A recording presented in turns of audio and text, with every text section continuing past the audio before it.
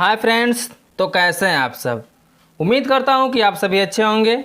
मैं धीरज कुमार स्वागत करता हूं आपके अपने YouTube channel education your future में। दोस्तों, आज मैं आपके लिए लेके आया हूं प्रश्नावली 13 की सी का पार्ट 4।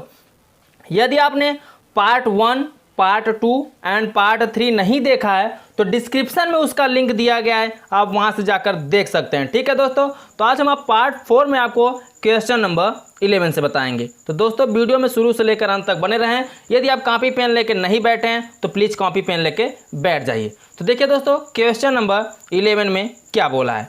चलिए हम क्वेश्चन नंबर 11 को पढ़ते हैं। तो क्वेश्चन नंबर 11 में बोला है दोस्तों, ऊंचाई 14 सेंटीमीटर वाले एक लंबवृत्तीय बेलन का वक्र पृष्ठीय क्षेत्रफल 88 सेंटीमीटर स्क्वायर है। बेलन के आधार का व्यास ज्ञात कीजिए। इसमें आपको क्या ज्ञात करना है दोस्तों? बेलन के आधार का व्यास ज्ञात करना, न कि त्रिज्या ज्ञात करना। ठीक है, तो जो व्यास होता है वो त्रिज्या का कितना होता है? दूना होता है। तो हम त्रिज्या निकाल लेंगे, उसमें 2 से गुणा कर देंगे तो आपका व्यास निकल जाएगा। ठीक है, तो दोस्तों क्वेश्चन को हल करने से पहले आप ये फोकस करिए कि क्वेश्चन में क्या क्या दिया है। तो चलिए जो जो दिया है पहले हम उसको क्या करते हैं, लिख लेते हैं। आपको बोला है कि 14 सेंटीमीटर ऊंचाई, तो ऊंचाई बोले तो h हाइट हो जाएगा। तो हाइट जो हो जाएगा आपका कितना दिया है? 14 सेंटीमीटर। तो हम यहाँ पे लिख देते हैं जो हाइट दिया है कितना दिया है? 14 सेंटीमीटर। फिर आगे आपसे पूछा है क्या? व्यास।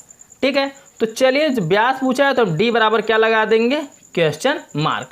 डी बराबर हम लगा देते हैं क्वेश्चन मार्क, आपको डी निकालना है। तो चलिए अब हम दोस्तों क्वेश्चन को क्वेश्चन की भाषा में हम हल करते हैं। तो बोला है बेलन का पृष्ठीय क्षेत्रफल। तो बेलन का पृष्ठीय क्षेत्रफल जो दिया उसको लिख लीजिए, यहां लिखिए बेलन का पृष्ठीय क्षेत्रफल। बेलन का पृष्ठीय क्षेत्रफल, तो जो बेलन का पृष्ठीय क्षेत्रफल दिया है वो कितना दिया है? 88 वर्ग सेंटीमीटर। कितना दिया है? 88 वर्ग सेंटीमीटर। तो यहाँ पे लिख दीजिए। अब आपको पृष्ठीय क्षेत्रफल का फार्मूला पता है दोस्तों। बेलन के पृष्ठीय क्षेत्रफल का फार्मूला क्या होता है?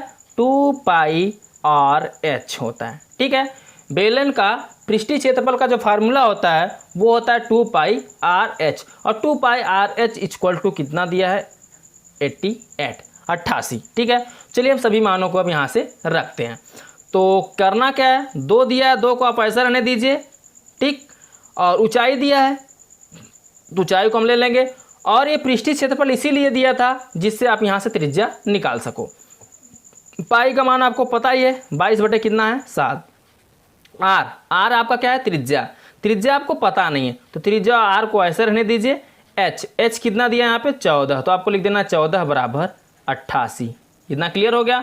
अब देखिए यहाँ से 7 से 14 क्या हो जाएगा? कट जाएगा। 7 1 7 और 7 दूनी 14 कट गया।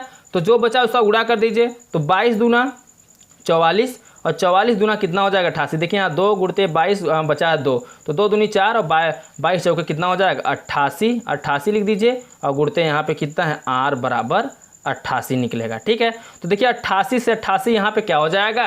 कैंसिल हो जाएगा। तो 88 1 का 88 निकलेगा, तो आर बराबर कितना आ जाएगा? 1। ये आर बराबर कितना निकल गया? 1 सेंटीमीटर। लेकिन हमसे ये आर का त्रिज्या नहीं पूछा है। त्रिज्या तो हमारा कितना आ गया? 1 आ गया। लेकिन आपसे इसमें त्रिज्या नहीं पूछा गया है, आपसे पूछा क्या गया है? व्यास पूछा गया है। क्या पूछा गया है? व्यास। तो आपको हम बता दें दोस्तों, व्यास बराबर फार्मूला क्या होता है। तो व्यास बराबर जो आपका फार्मूला होता है वो क्या होता है? 2 गुणित त्रिज्या होता है। ठीक है, व्यास का जो फार्मूला होता है वो होता है 2 गुणित त्रिज्या। तो चलिए यहाँ से व्यास निकालते हैं। 2 तो ऐसे रहेगा, त्रिज्या आपको कितना, आपका कितना निकला है? 1 निकला है। त्रिज्या की जगह पर हम 1 रखेंगे तो 2 1 का कितना हो जाएगा? ये 2। तो यहाँ पे आपको लिख देना है 2, और जो ये सेंटीमीटर में क्वेश्चन दिया गया है तो ये 2 सेंटीमीटर आपका क्या हो जाएगा? व्यास हो जाएगा। ठीक है, तो यही आपका क्या हो जाएगा दोस्तों? आंसर हो जाएगा, और इसी को आपको आंसर कर देना है। सिंपल सा दोस्तों क्वेश्चन था। आई होप कि आपको बहुत अच्छे से समझ में आया होगा। तो चलिए अब हम इस चैप्टर का लास्ट क्वेश्चन देखते हैं। क्वेश्चन नंबर नेक्स्ट क्वेश्चन देखते हैं, क्वेश्चन नंबर 12।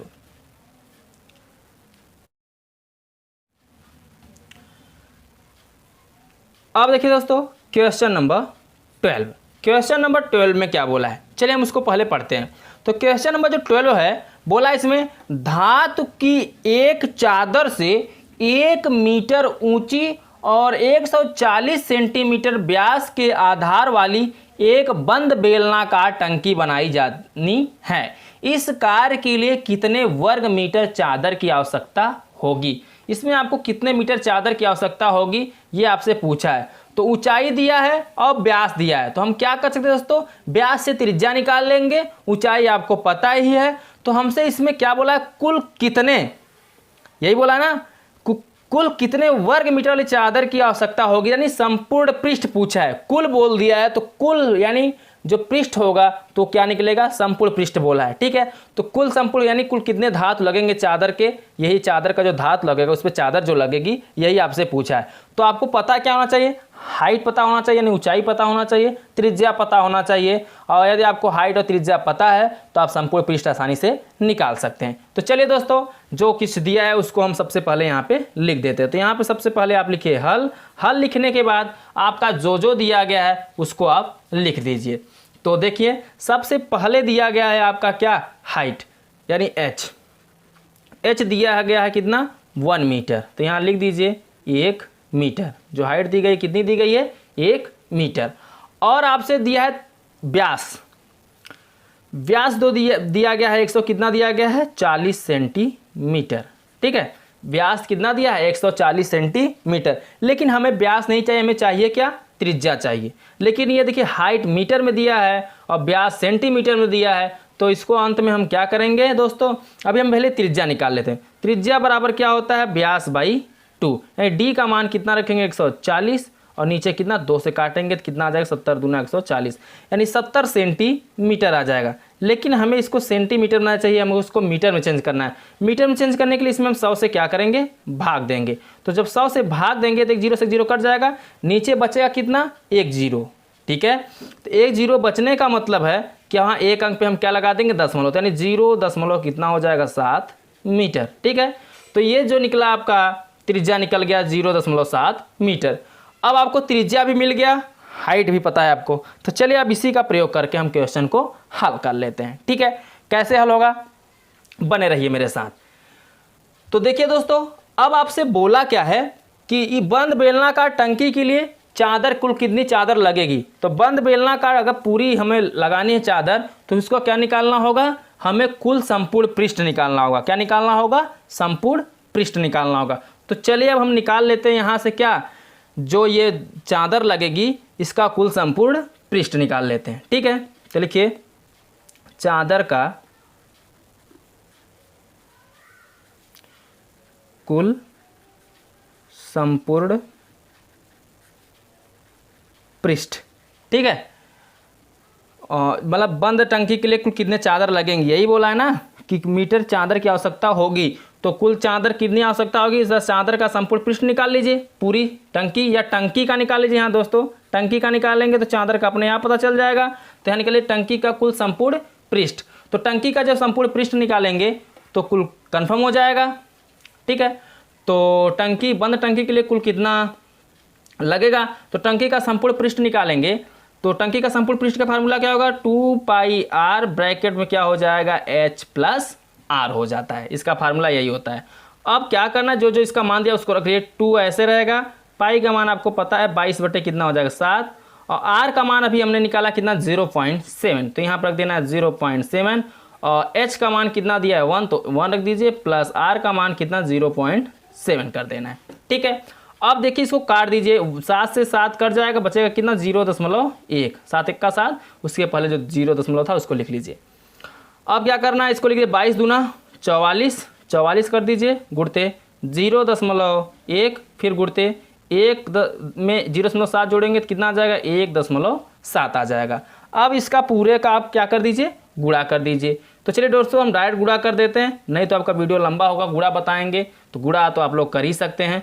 तो हम इसका डायरेक्ट गुणा ही लिख देते हैं। तो इसका गुणा जो आएगा वो आ जाएगा 7.48। ठीक है, संपूर्ण पृष्ठ है तो संपूर्ण पृष्ठ का जो मात्रक होता है क्या होता है, वर्ग में होता है। लेकिन क्वेश्चन किस में दिया है, मीटर में, तो इसको क्या कर दीजिए आप, वर्ग मीटर कर दीजिए। ठीक है, तो यही वर्ग मीटर जो आएगा ये आपका क्या हो जाएगा दोस्तों, आंसर हो जाएगा। ठीक है, इसी को आपको क्या कर देना है, आंसर कर देना है। समझ में आया दोस्तों। तो चलिए अब हम नेक्स्ट क्वेश्चन देख लेते हैं, क्वेश्चन नंबर 13।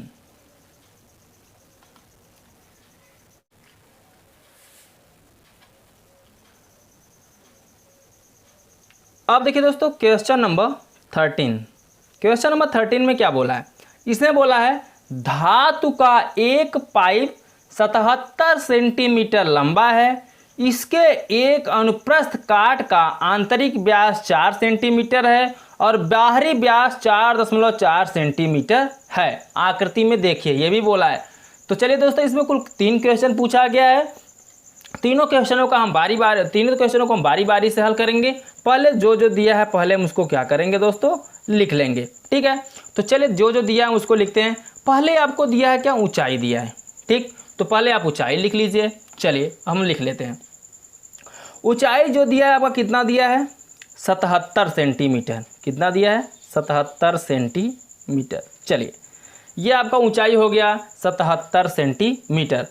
अब आपका आंतरिक व्यास दिया है, बोला आंतरिक व्यास 4 सेंटीमीटर है। तो यहाँ पे आप लिख लीजिए आंतरिक व्यास।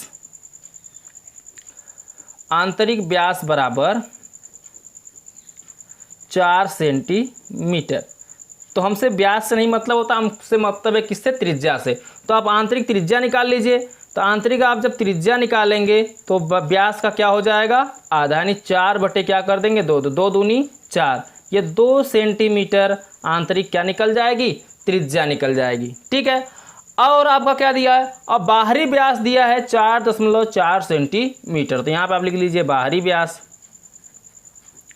बाहरी व्यास, तो बाहरी व्यास कितना दिया है, 4.4 सेंटीमीटर। तो यहाँ पे आप लिख दीजिए बाहरी व्यास बराबर 4.4 सेंटीमीटर। अब आप बाहरी त्रिज्या निकाल लीजिए। तो बाहरी त्रिज्या इसको स्मॉल आर कर दीजिए आंतरिक को। अब बाहरी त्रिज्या जब निकालेंगे आप तो इसको क्या कर दीजिएगा, कैपिटल आर कर दीजिएगा। ठीक है, तो बाहरी त्रिज्या निकालने के लिए 4.4 में किससे भाग देंगे, 2 से। 2 से काटेंगे, 2 दूनी 4, 2 दूनी 4, यानी 2.2 सेंटीमीटर आ जाएगा क्या, ये बाहरी व्यास, बाहरी त्रिज्या आ गया। ठीक है, अब आपको त्रिज्या मालूम हो गया, आंतरिक त्रिज्या भी मालूम हो गया, बाहरी भी त्रिज्या मालूम हो गया। तो आकृति पहले इसका हम बना लेते हैं। ठीक है, इसकी आकृति कुछ इस प्रकार बनेगी। जैसे देखिए ये मान लीजिए आपका क्या है, एक बेलन है। ठीक, हमने यहाँ से एक बेलन बना दिया। अब क्या करना है, इसी के बीच में एक आंतरिक बेलन है, इसके बीच में एक आंतरिक बेलन बना दीजिए पतला सा। तो अब आपको पता है कि जो ये बाहरी बेलन है इसका व्यास तो आपको पता हो गया 2 दशमलव कितना है, यहाँ से यहाँ जो त्रिज्या निकलेगी वो 2.2 निकली, और जो आंतरिक त्रिज्या है वो कितना निकली है, 2 सेंटीमीटर। ठीक है, अलग अलग निकले हैं इसके। और आपको बता दें इसकी जो पूरी हाइट है वो 77 सेंटीमीटर हाइट है। पूरी हाइट कितनी है, 77 सेंटीमीटर है।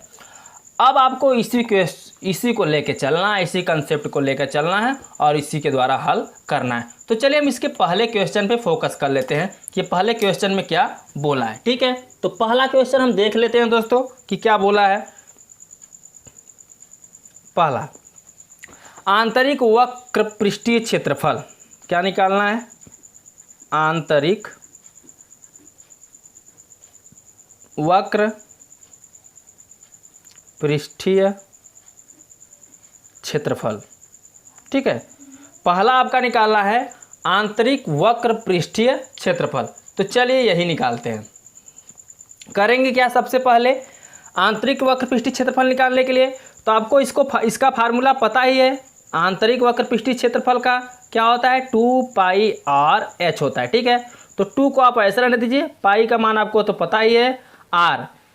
आंतरिक त्रिज्या निकालना है तो आंतरिक त्रिज्या आपका कितना निकला, 2 सेंटीमीटर। तो यहाँ लिख दीजिए 2 सेंटीमीटर। ऊंचाई, हाइट कितना है, 77। तो आप यहाँ लिख दीजिए 77 लिख दीजिए। ठीक है, अब जो कटे एक पट्टी है उसको काट दीजिए। तो 7 × 7, 7 से काटेंगे 11 × 7 77, 7 × 7, 7 × 7। अब जो बचा उसका आप क्या कर दीजिए, गुणा कर दीजिए। तो चलिए गुणा भी कर देते हैं इसका।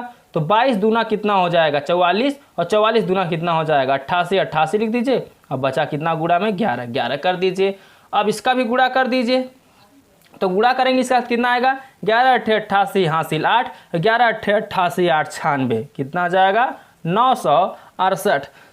अब ये पृष्ठीय क्षेत्रफल है तो इसका मात्रक होता है वर्ग में, और क्वेश्चन किस में दिया है, सेंटीमीटर में, तो क्या हो जाएगा, वर्ग सेंटीमीटर। ठीक है, यही आपका क्या हो जाएगा, पहले का आंसर हो जाएगा, ये आंतरिक जो पूछा है। अब दूसरा पूछा है बाहरी, दूसरा क्या पूछा है आपसे, बाहरी पूछा है, तो यहाँ दूसरा भी निकाल लीजिए। दूसरा पूछा है बाहरी वक्र पृष्ठीय क्षेत्रफल, बाहरी वक्र पृष्ठीय क्षेत्रफल, तो इसको भी हल करिए। तो इसके लिए क्या फार्मूला लगेगा आपका, इसमें जो फार्मूला लगेगा उसका भी फार्मूला क्या होगा, 2πr/h। चलिए 2 को ऐसे रहने दीजिए, पाई का मान कितना होता है, 22/7। आर का मान आपको पता है, ये बाहरी बोला है, तो जो यहाँ स्मॉल आर लिखे हैं इसको क्या कर देना है, आपको कैपिटल आर कर देना है। ठीक है, अब देखिए कैपिटल आर का मान कितना निकला है आपको, 2.2 निकला है। कितना निकला है, 2.2। तो यहाँ पे आपको लिख देना है 2.2 गुणते एच का मान है कितना 77। इसको भी काट दीजिए, तो 7 से जब इसको काटेंगे तो 7 1 का 7, 7 1 का 7। अब इसका आपको क्या करना है, गुणा करना है। तो चलिए इसका भी गुणा कर देते हैं। तो जब इसका गुणा करेंगे तो 22 दूना 44, और 44 में जब हम किसका गुणा करेंगे, 2.2 का। चलिए दोस्तों हम डायरेक्ट गुणा कर देते हैं, तो इसका लिख देते हैं 44 गुणते 2.2 गुणते 11।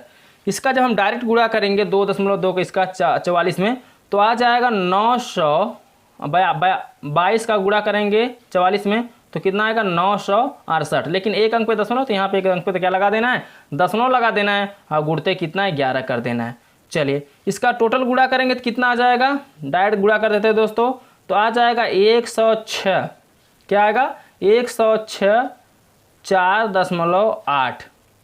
ठीक है, सॉरी दोस्तों 1064.8। और ये क्या नहीं, पृष्ठीय क्षेत्रफल निकाल रहे हैं तो ये वर्ग में होगा, तो इसको क्या कर देना है, वर्ग लिख देना है, क्या, वर्ग सेंटीमीटर।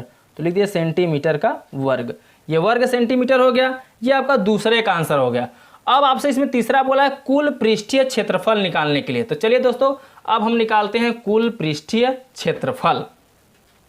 तीसरा क्या बोला है, कुल पृष्ठीय क्षेत्रफल, कुल पृष्ठीय क्षेत्रफल। तो कुल पृष्ठीय क्षेत्रफल निकालने के लिए सबसे पहले क्या करना होगा, ये ध्यान दीजिए। आंतरिक जोड़िए प्लस बाहरी जोड़िए, ध्यान दीजिए, ये आंतरिक क्षेत्रफल होगा, इतना निकाल रहे हैं, ये बाहरी क्षेत्रफल हम निकाल रहे हैं, लेकिन यहाँ से यहाँ कुछ खाली रह जा रहा है बीच में, ये जो है, ये जो डैश यहाँ देखिए पूरा इतना खाली रह जा रहा है, जो खाली रह जा रहा है इसका भी क्षेत्रफल आप उसमें निकाल दीजिए, तो कुल पृष्ठीय क्षेत्रफल निकल जाएगा। तो कुल मतलब करने का मतलब आंतरिक क्षेत्रफल लिख दीजिए, आंतरिक क्षेत्रफल प्लस बाहरी क्षेत्रफल प्लस, अब क्या करेंगे, प्लस जो बचा है, बचा क्या है दोस्तों, बचा है आपका किनारों का, दोनों कोरों का क्षेत्रफल बचा है जो, ठीक है, तो यहाँ लिख दीजिए प्लस दोनों कोरों का क्षेत्रफल या किनारों का क्षेत्रफल, दोनों किनारों का क्षेत्रफल। ठीक है, आप ऐसे लिख दीजिए दोनों किनारों का क्षेत्रफल। तो हमने यहाँ पे लिख दिया। अब करना क्या है, ध्यान दीजिए, आंतरिक क्षेत्रफल, तो आंतरिक जो क्षेत्रफल निकला हो कितना, 968 निकला है, तो यहाँ पे लिख दीजिए 968 प्लस बाहरी निकला है कितना, 1064.8 प्लस दोनों किनारों का क्षेत्रफल। तो दोनों किनारों का क्षेत्रफल निकालने के लिए आपको क्या करना होगा, यहाँ लिख देना होगा 2πr/h होता है, तो हाइट्स इसमें मतलब नहीं है, इसमें सिर्फ मतलब है क्या, बड़ी, अब यहाँ से बड़ी त्रिज्या से छोटी त्रिज्या को आप घटा देंगे, बाहरी से आंतरिक घटाएंगे तो किनारों का निकल जाएगा। ठीक है, तो यहाँ लिख दीजिए बड़ी त्रिज्या का वर्ग घटा दीजिए माइनस छोटी का घटा दीजिए, ये एक फार्मूला होता है। ठीक है, आंतरिक जब निकालना होता है, किनारों का निकालना होता है, तो आपको यही फार्मूला लगाना है। जैसे आपसे बोल दें दोनों किनारों का क्षेत्रफल ज्ञात कीजिए बेलन के, तो आपको क्या करना है, इसी फार्मूले का प्रयोग करना है, 2π कैपिटल आर का स्क्वायर माइनस स्मॉल आर का स्क्वायर, ये फार्मूला होता है। ठीक है, अब क्या करना है, चलिए हम इसको हल कर लेते हैं। तो सबसे पहला काम जो होगा हम इसको जोड़ देते हैं। ठीक है, तो दशमलव के बाद यहाँ 0 लगाएंगे तो 8 बाद में ऐसे रहेगा, 8 को ऐसे लिख लीजिए, 0.8, 8 4 12 हासिल 1, 6 6 12 1 13, ठीक है, हासिल 1, और 9 1 1 कितना हो जाए यहाँ पे 10, 0 ऐसे रहेगा, और यहाँ पे कितना हो जाएगा 2 1 3। ठीक है, तो कितना आ जाएगा यहाँ पे 32.8 और प्लस 2 ऐसे रहेगा। पाई का मान कितना है 22/7 लिख देना है। फिर आर का स्क्वायर, तो कैपिटल आर का मान आपका कितना दिया था 2.2 बाहरी त्रिज्या, तो यहाँ लीजिए 2.2 का होल स्क्वायर। ठीक है, और माइनस स्मॉल आर, स्मॉल यानी आंतरिक त्रिज्या, आंतरिक त्रिज्या कितना है दिया 2, तो 2 का यहाँ पे क्या करते हैं आपको स्क्वायर है, स्क्वायर लगा देना है। चलिए अब क्या करना है, इसको आप ऐसे लिखिए कितना है, ये आपका है 32.8 प्लस, अब आपको इसमें गुणा कर लीजिए। जब इसका गुणा करेंगे तो 22 दूना कितना हो जाएगा 44/7 लिख दीजिए। और यहाँ पे जो है गुणित में इसका वर्ग करिए, 2.2 का वर्ग करेंगे तो आपका कितना 22 का वर्ग कितना होता है 484 होता है। 2 अंक पे दशमलव लगा देना सीधी सी, तो यहाँ लिख देना 4.84, 484, 2 अंक पे दशमलव लगेगा, इसका वर्ग करेंगे और -2 का वर्ग कितना आएगा 4 कर दीजिए यहाँ पे।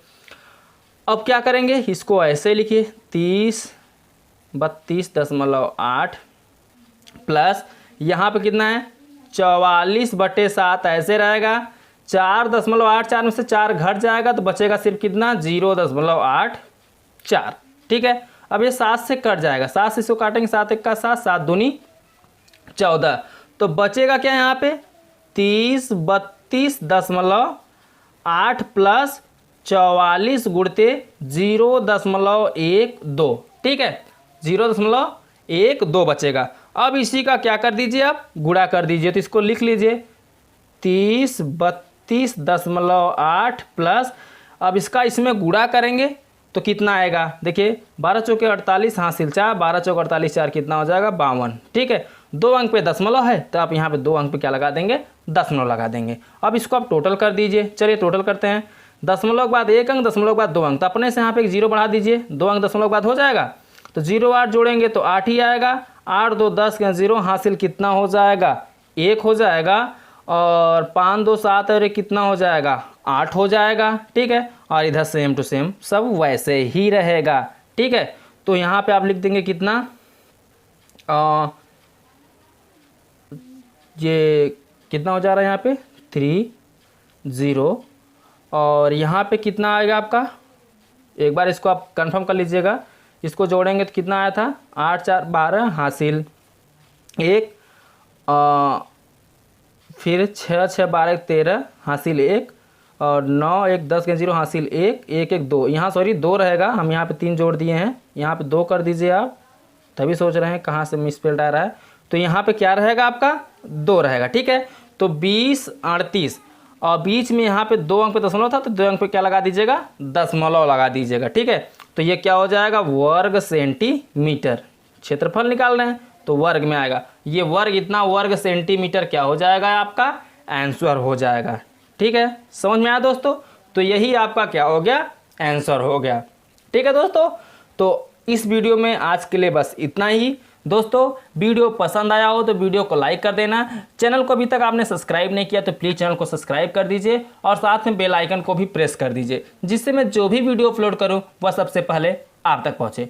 तो दोस्तों अब हम आपसे मिलेंगे अगले वीडियो में शेष सवालों के साथ, तब तक के लिए बाय बाय, जय हिंद जय भारत।